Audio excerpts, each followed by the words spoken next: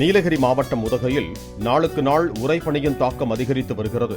இன்று காலை குறைந்தபட்ச வெப்பநிலை 2.7 டிகிரி செல்சியஸாக பதிவானது. அவலாஞ்சி, தாவரவியல் பூங்கா, குதிரைப்பந்தய மைதானம், தலைக்குந்தா, பைன் ஃபாரஸ்ட் போன்ற இடங்களில் புல்வெளிகளில் உறைபனி படர்ந்து காணப்பட்டது. கடும் குளிரும் நிலவுவதால் காலை மற்றும் மாலை வேளைகளில் இயல்பு வாழ்க்கை பாதிக்கப்பட்டுள்ளது.